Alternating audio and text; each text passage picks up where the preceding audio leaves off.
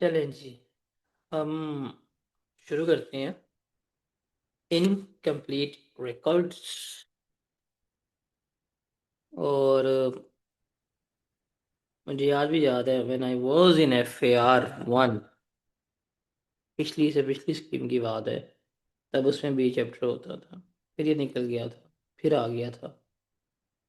तो ये चैप्टर है ना, बहुत ज़्यादा ड्रामे किए होते हैं। मज़े का चैप्टर है। इसको देखते हैं। इसके लिए उर्फ़ आम में एक वर्ड भी इस्तेमाल होता है,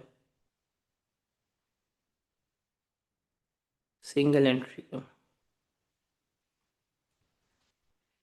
आपके जी, इस चैप्टर में हम कोई नई बात पढ़ने लगे हैं? The answer is no.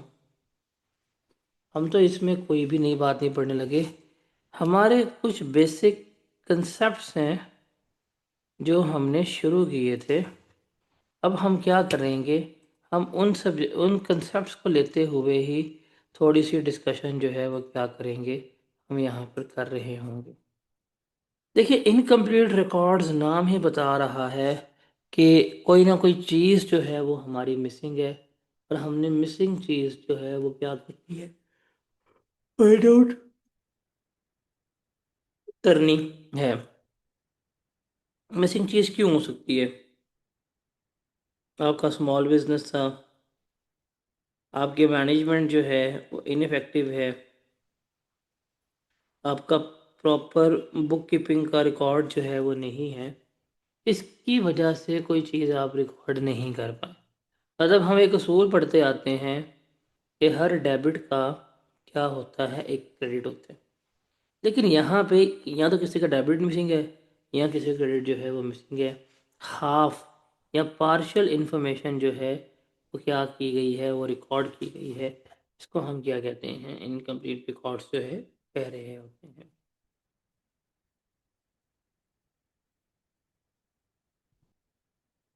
जब हम इसके क्वेश्चंस की बात करें ना, तो हम डायरेक्ट आएंगे कंक्लूजन की तरफ। हमें टाइप्स ऑफ क्वेश्चन के, हमें कितने टाइप्स के क्वेश्चंस जो है वो मिलेंगे। तो बेसिकली जब हम क्वेश्चंस की बात करेंगे,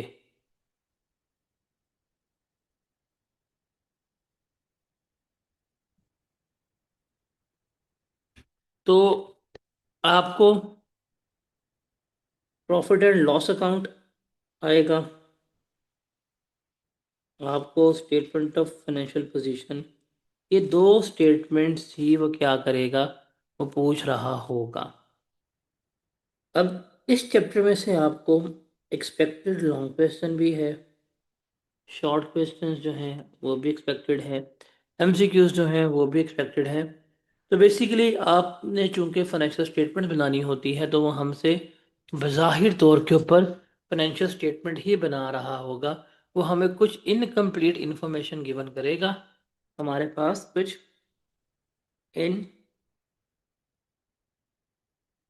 इनकम्प्लीट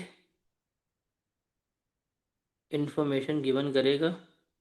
उस इनकम्प्लीट इंफॉर्मेशन से हमने कंप्लीट इंफॉर्मेशन करके देनी होगी। मतलब हमने प्रॉपर फाइनल अकाउंट्स जो हैं वो बना कर देने पड़ेंगे। यदि ये मेरा प्रॉफिट है, ये मेरा लॉस है, ये मेरी बैलेंस शीट है, इसका कुछ हमें क्या करना पड़ेगा, देखना पड़ेगा। जब हम सवालों की बात करते हैं और देखते हैं कि इसमें से हमें कितने तरह के सवाल एक्सपेक्टेड हैं, या कौन कौन से सवाल जो हमें आएंगे, तो बेसिकली जब हम क्वेश्चंस के नीचे की तरफ ऊपर आएंगे, हमें लॉस फाइंड आउट करने दिया जा सकता है, हमें थेफ्ट फाइंड आउट करने दिया जा सकता है, हमें कैश एम्बेजलमेंट, कैश कितना चोरी हुआ वो हो सकता है, हमें इन्वेंट्री, स्टॉक में कितनी चोरी हुई है, ये हमें पता कहते हैं, चलवा सकते हैं। तो मोस्टली आपको कैश, आपको बैंक में जो अमाउंट गई वो,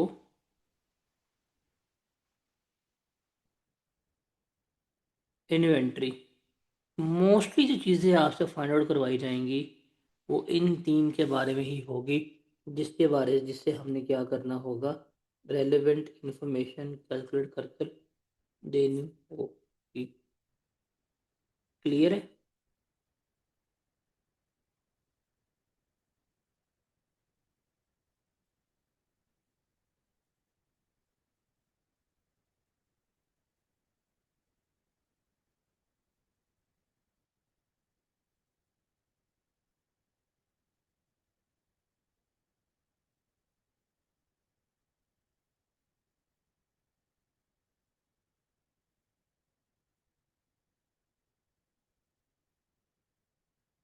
ये अजान हो रही है मेरे एंड पे, फिर कंटिन्यू करते हैं, अजान हो रही।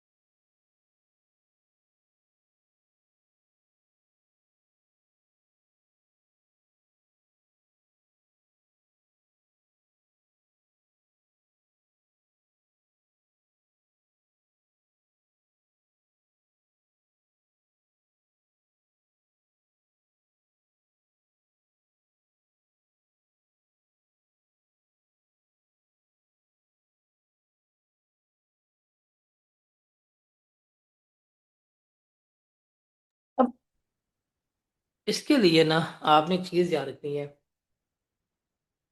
कि हमें 3 से 4 अकाउंट्स जो है उनकी नीड पड़ेगी।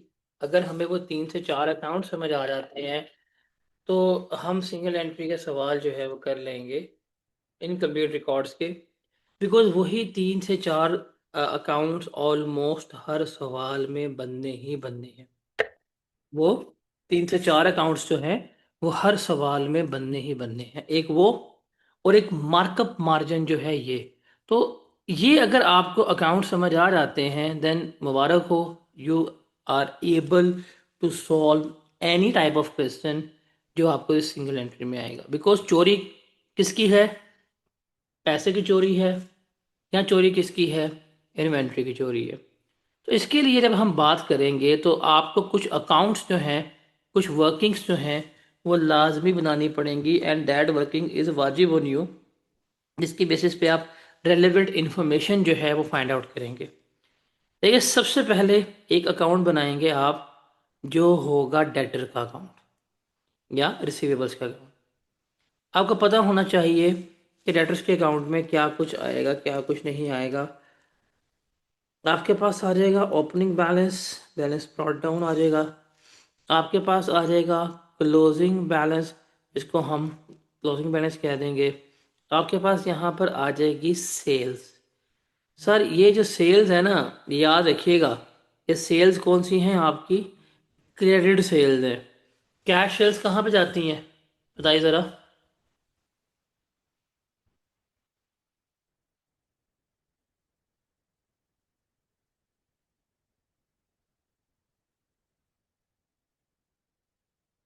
कैश सेल्स कहाँ जाती हैं? कैश सेल्स हमेशा जाती हैं आपकी किस में? कैश सेल्स जाती हैं आपकी हमेशा कैश बुक में। इसमें कैश बुक में।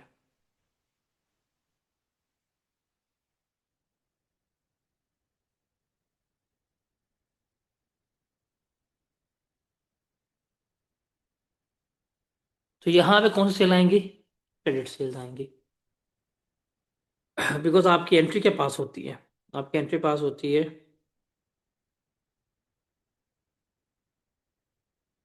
डेटर अकाउंट डेबिट,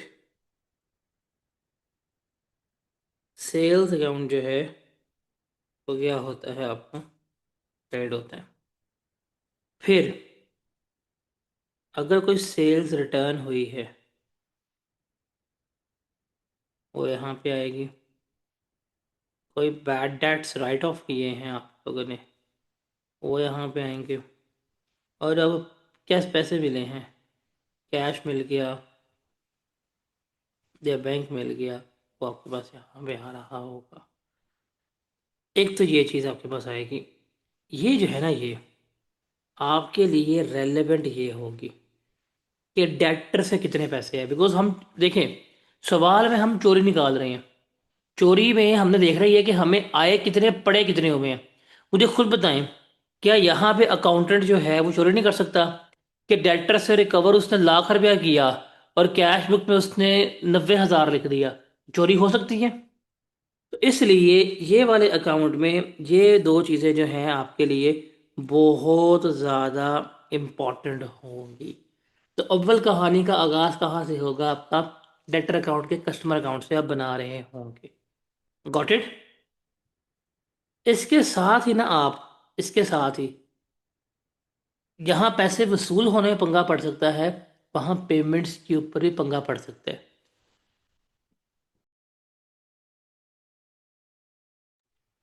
इसके ऊपर पंगा पड़ सकता है, पेमेंट्स के ऊपर ही पंगा पड़ सकता है। पेमेंट से पंगा का मतलब क्या है?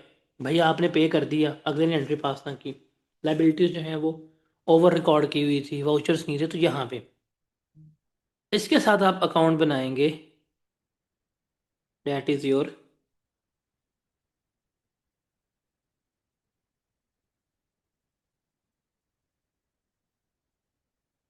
Credit account. क्या बनाएंगे? क्रेडिट अकाउंट बना रहे होंगे।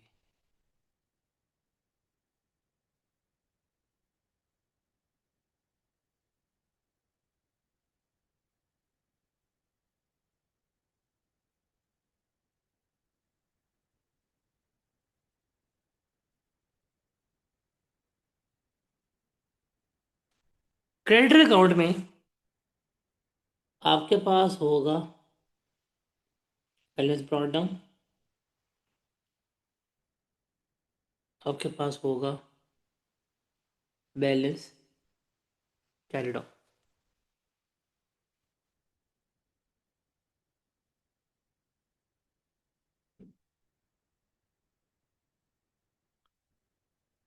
यहाँ पे आप जब जाएंगे ना कैश बुक में, जब आप कैश बुक में जाएंगे तो जो आपने पेमेंट्स की होंगी आपको वहाँ चल जाएगा पता कि कैश में या बैंक से कितनी पेमेंट की है, वो आ जाएगी।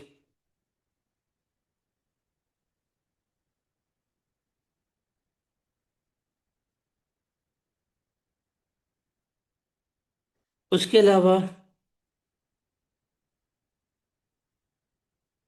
जो परचेज रिटर्न होगी वो भी इसमें आप लिख रहे होंगे, और यहाँ पे फिगर आपके पास किसकी आ जाएगी, परचेजेस की आ जाएगी कि आपने कितनी परचेजेस जो है वो की की।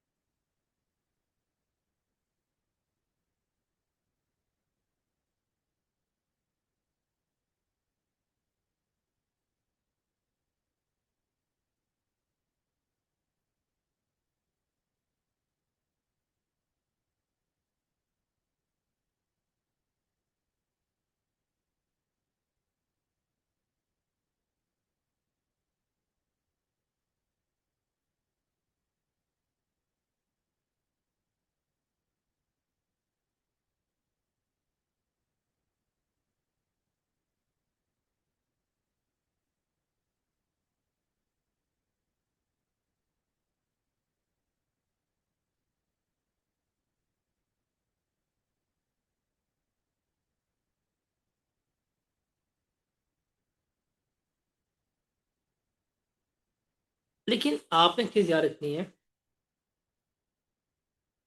कि क्रेडिटर का अकाउंट आपने अकेले नहीं बनाना। क्रेडिटर के साथ हमेशा आपने इन्वेंट्री का अकाउंट बनाना है।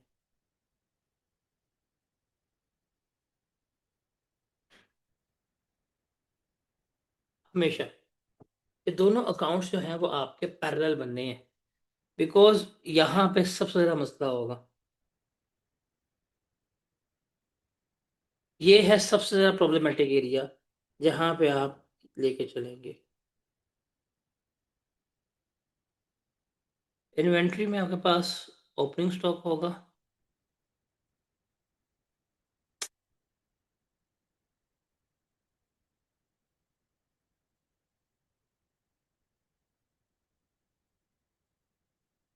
इन्वेंट्री में आपके पास पड़ा होगा क्लोजिंग स्टॉक।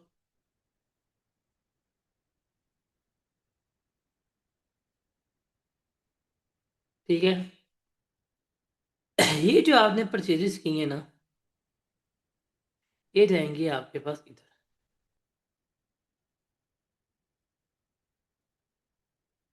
तो यहाँ पे जब बैलेंसिंग फिगर आएगी ना आपके पास, वो आएगी कॉस्ट ऑफ सेल्स। सर ये जो दो अकाउंट है ना आपके, ये सबसे हाईली कंट्रोवर्शियल अकाउंट होते हैं, बिकॉज यहाँ पे इंफॉर्मेशन एक दूसरे से लिंक होती है। पेपर में वो आपको अगर परचेजेस का बैलेंस ही गिवन ना करे, वो आपको अगर परचेजेस का बैलेंस गिवन ना करे और आपसे पूछ ले कि मुझे बताएं कि मैंने क्रेडिटर कितना पे किया है, आप निकाल सकते हैं? यस, हम निकाल सकते हैं। उसने आपको इन्वेंट्री गिवन की होगी, ओपनिंग इन्वेंट्री इतनी, क्लोजिंग इन्वेंट्री ये है।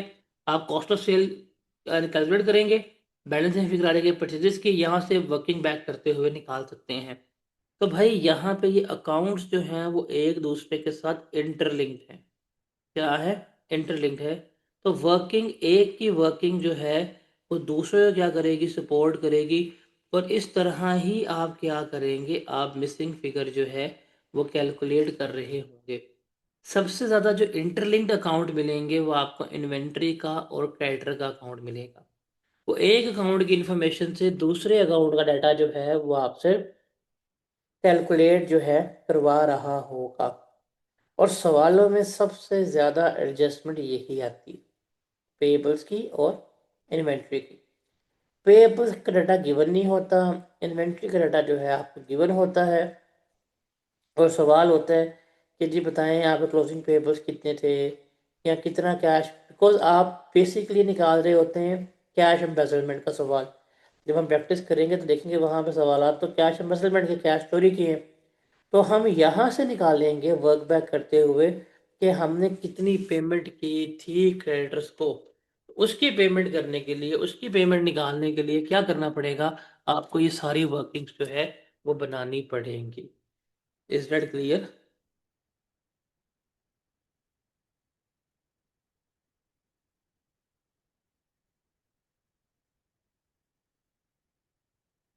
सवाल बेसिकली कैश चोरी का होगा, लेकिन कैश चोरी का सवाल के लिए कैश निकालना पड़ेगा, और कैश जो है वो आपने ऐसे ही निकालना होगा कि डेटर का अकाउंट बनाएंगे, पेबल्स का अकाउंट बनाएंगे।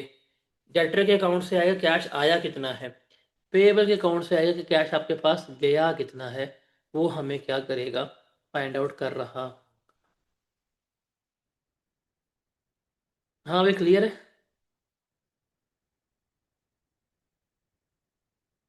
लेकिन इतना आसान क्या आई कैप का एग्जामिनर आपको सवाल गिवन करेगा कि आपको डायरेक्ट जो है वो उसने कैरेक्टर गिवन कर दिए और इन्वेंटरी डाटा गिवन कर दिया और आपने फौरन निकाल लिया।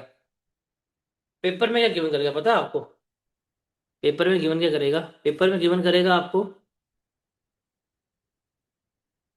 Sales,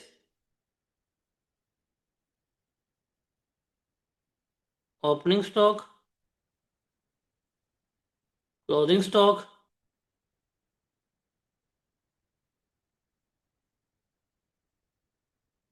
opening payable, closing payable, और रिक्वायरमेंट होगी find the amount paid to creditors. Sir ये है, ये सबसे ज़्यादा कॉमन एरा होगा, ये सबसे ज़्यादा common tested area. Sales, cost of sales given होगी, कॉस्ट ऑफ सेल्स भी गिवन नहीं होगी, सेल्स गिवन होगी, सेल्स की बेसिस के ऊपर opening stock closing stock given होगा।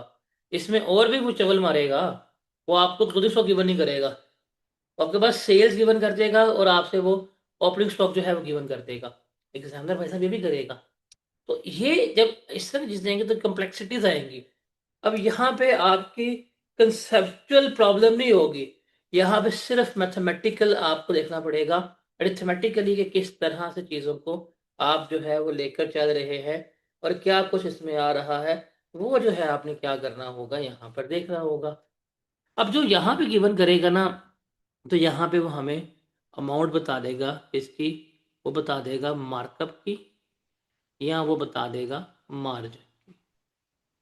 क्या बता देगा, मार्कअप मार्जिन बता देगा, और मार्कअप मार्जिन की बेसिस के ऊपर हमसे कॉस्ट ऑफ सेल्स निकलवाएगा और सारी वर्किंग जो है वो कैलकुलेट कर रहा होगा। तो मार्कअप और मार्जिन अगर हम देखें, हम जल्दी से रिकॉल कर लेते हैं ताकि हमें पता हो कि मार्कअप मार्जिन होता क्या है। आप लोगों ने क्यू एम में तो पढ़ा होगा कि मार्कअप क्या होता है, मार्जिन क्या होता है। मार्कअप में याद रखिएगा कि जो परसेंटेज है that is based on cost. जो प्रॉफिट है वो किस में होता है, प्रॉफिट बेस करता है कॉस्ट के ऊपर। तो रिमेंबर, जिसके ऊपर जो चीज़ बेस करती है, बेस आपकी क्या होती है, 100 होती है। बेस क्या होती है आपकी, 100 होती है। और मार्जिन में क्या होता है, मार्जिन में परसेंटेज जो है वो लगती है सेल प्राइस के ऊपर, या जो प्रॉफिट है वो किसके ऊपर लगता है, वो लगता है आपका सेल प्राइस के ऊपर।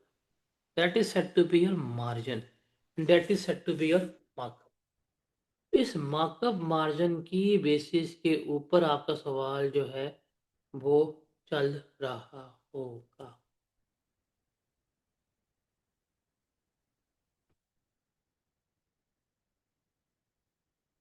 ओके।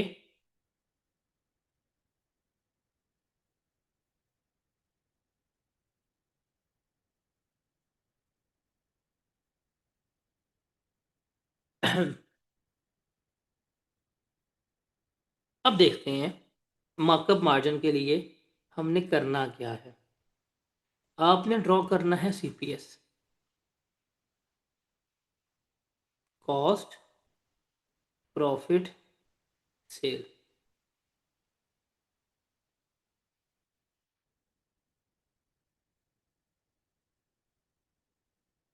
कॉस्ट क्या होगी 100 मार्कअप में, प्रॉफिट जो भी होगा 20, सेल प्राइस जो है वो क्या होगी 120 जो है वो कंसिडर हो रही होगी। इसमें ये है। और मार्जिन में क्या होगा, मार्जिन में आप जब सीपीएस ड्रॉ करेंगे, cost profit sale price, sale आपकी 100 होगी, प्रॉफिट जो है फॉर एग्जांपल वो आपका 20 है, और कॉस्ट जो है वो आपकी कितनी बनेगी, कॉस्ट बनेगी आपकी 80। ओके। तो भाई ये है मार्कअप मार्जिन। इसमें से आपको कोई दो चीजें गिवन हो, आप थर्ड चीज जो है वो क्या कर सकते हैं, फाइंड आउट कर सकते हैं।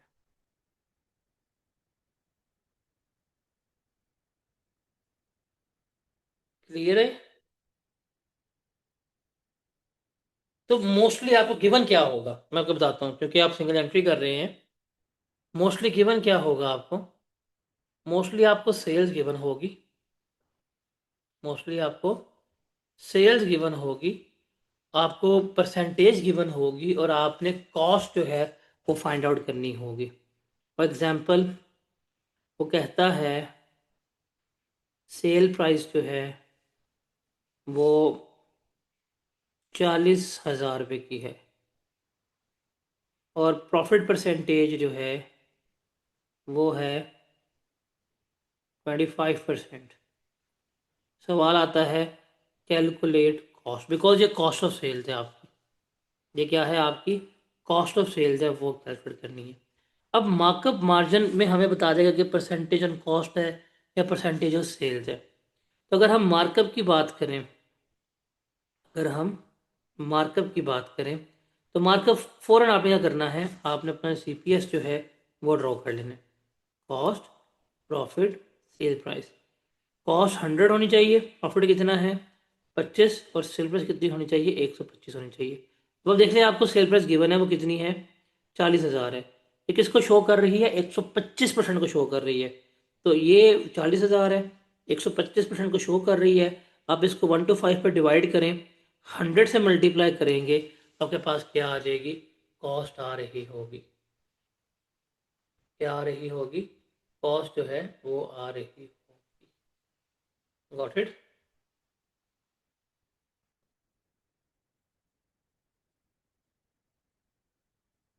आप यहाँ निकाल लेंगे 32,000 रुपया कॉस्ट है, और ये आपके पास आ जाएगा 8,000 रुपया जो है वो प्रॉफिट आ जाएगी।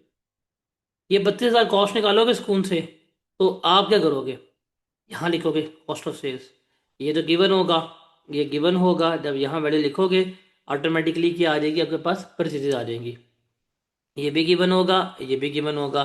जब परचेजेस का बैलेंस आया तो हम एज्यूम करेंगे कि सारी हमारी परचेजेस ऑन क्रेडिट ही हैं। अगर कैश परचेज के बारे में बताएगा वो हम देख लेंगे, हम यहाँ पे लिख देंगे।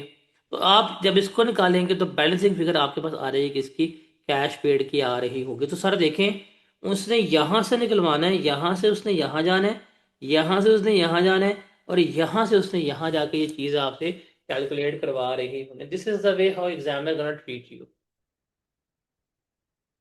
अब इसी को अगर हम मार्जिन के ऊपर लिखते,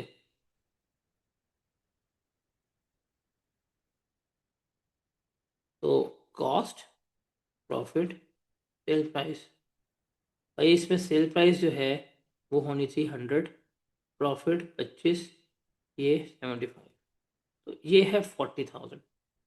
ये किसको शो कर रहा है 100% को। तो 40,000 का 75% लें, कॉस्ट आ जाएगी कितनी बनेगी,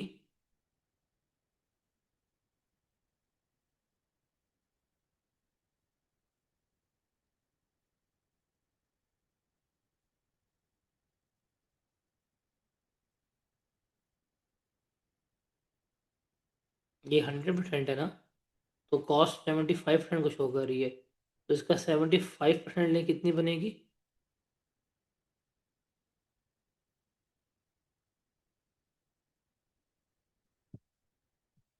बताइएगा।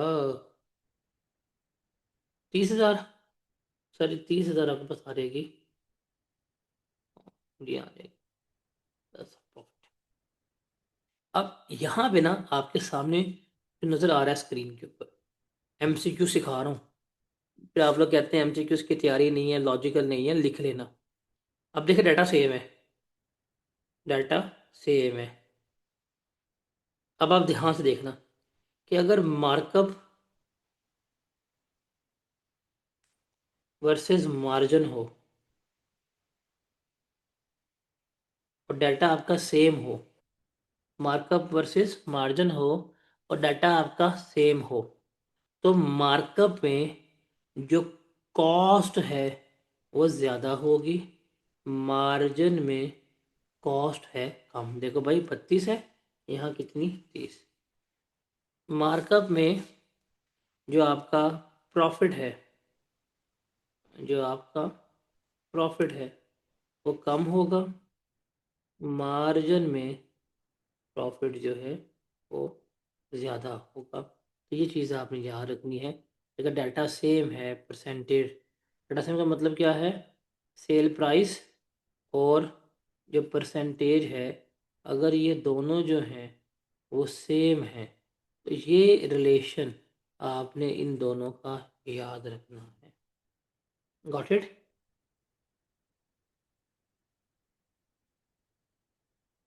हाँ भाई, क्लियर है ये? समझ लगी?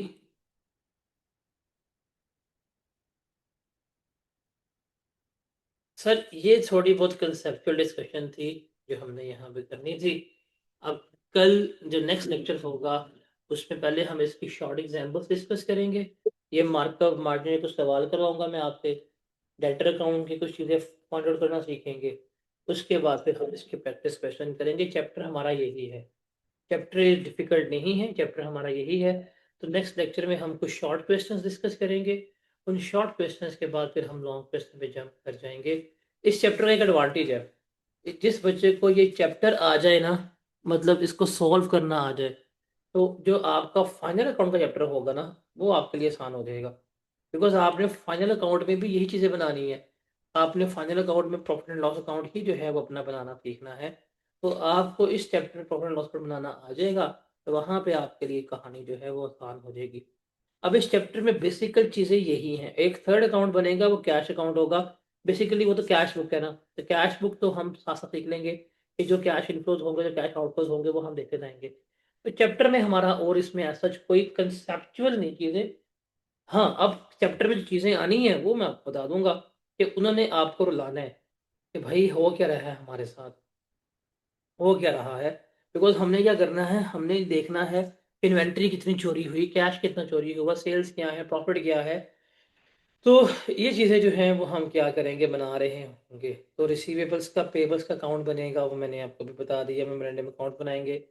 उसके अलावा एक्सपेंसेस का, पेबल्स का और रिसीवेबल्स का अकाउंट बनाएंगे, जिसमें हमारे पास ओपनिंग पेबल होंगे, क्लोजिंग पेबल आ जाएंगे, ओपनिंग प्रीपेड क्लोजिंग प्रीपेड आ जाएंगे, एक्सपेंसेस जो है कैश पे होगा वो निकालेंगे, बैलेंसिंग फिगर जो है आ जाएगी हमारे पास। ये वही है जो आप पीएफ में पढ़ के आ चुके होते हैं। इनकम का भी आपको माइनर अकाउंट बनाएंगे, रिसीवेबल्स पेबल्स का आपके पास बैलेंसिंग फिगर आ जाएगी, इनकम कितनी होती है। कैश स्टेटमेंट बनाएंगे, कैश बुक बनाएंगे और बैंक बुक बनाएंगे। अगर कैश निकाल रहे हैं तो बैंक की अमाउंट गिवन है, तो बैंक की अमाउंट जो है वो हमारे लिए क्या होगी, रेलेवेंट जो है वो कंसिडर हो रही होगी। अगर बैंक में मसला होगा तो हम बैंक रिकन्सिलिएशन स्टेटमेंट जो है वो भी बना रहे होंगे। वो जो आप पीयर स्कीम चैप्टर छोड़ के आते हैं, हम वही चैप्टर जो है वो क्या कर रहे होंगे, यहाँ पे डिस्कस आउट भी कर रहे होंगे। तो ये सारी एडजस्टमेंट्स हैं जो हमने करनी होती हैं। अब नेक्स्ट लेक्चर में ये शॉर्ट एग्जांपल्स जो हैं हम इनको देखेंगे जल्दी से। कोई 8-9 एग्जांपल्स होंगी। कुछ हम अकाउंटिंग इक्वेशंस जो हैं उनको भी यहाँ पे डिस्कस आउट कर लेंगे। अकाउंटिंग इक्वेशन की मदद के ऊपर भी हम चीज़ें कर सकते हैं। उसके बाद फिर हमारे ये सारे लॉन्ग क्वेश्चंस होंगे जो हमारे सिलेबस का पार्ट है, उनको हम क्या कर रहे होंगे, लेकर चल रहे होंगे। तो मोस्टली इसमें मैथ्स इन्वॉल्व करेंगे। मैथ्स में ही हम रहेंगे, मैथमेटिकली लेके चलेंगे, इक्वेशंस बनाएंगे, चैप्टर हमारे लिए आसान हो जाएगा। Chapter is going to be easy one, chapter is not difficult one, but हवा बना होता है तो इतना हवा भी चैप्टर ये नहीं है।